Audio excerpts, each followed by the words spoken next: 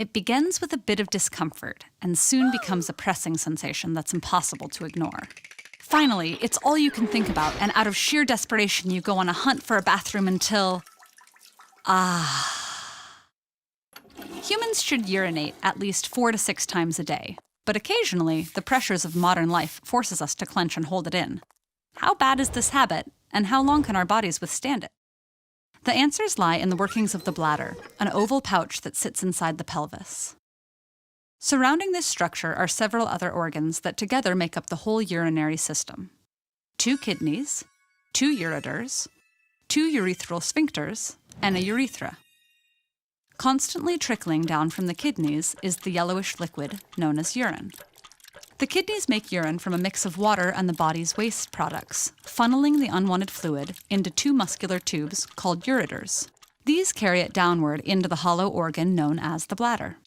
This organ's muscular wall is made of tissue called detrusor muscle, which relaxes as the bladder fills, allowing it to inflate like a balloon.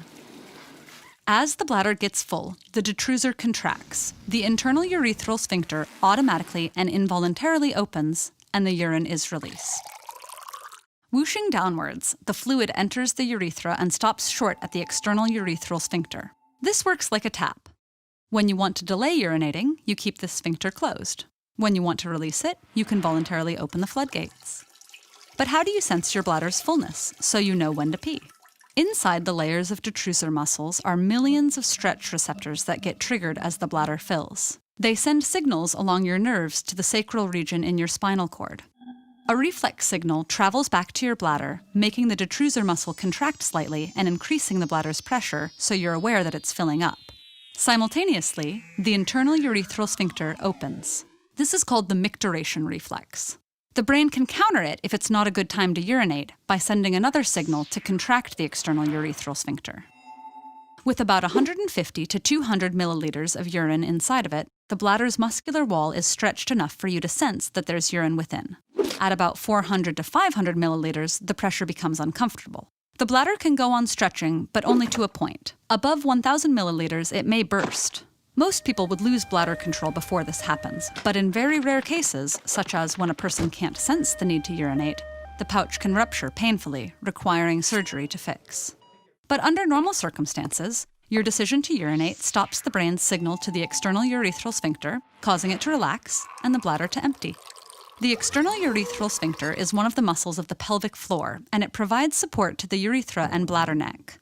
It's lucky we have these pelvic floor muscles, because placing pressure on the system by coughing, sneezing, laughing, or jumping could cause bladder leakage. Instead, the pelvic floor muscles keep the region sealed until you're ready to go. But holding it in for too long, forcing out your urine too fast, or urinating without proper physical support may, over time, weaken or overwork that muscular sling.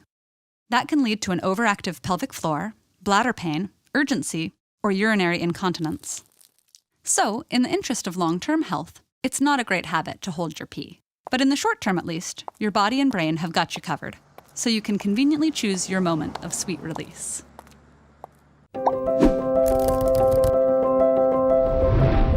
Diamond tận tâm chăm sóc sức khỏe gia đình bạn.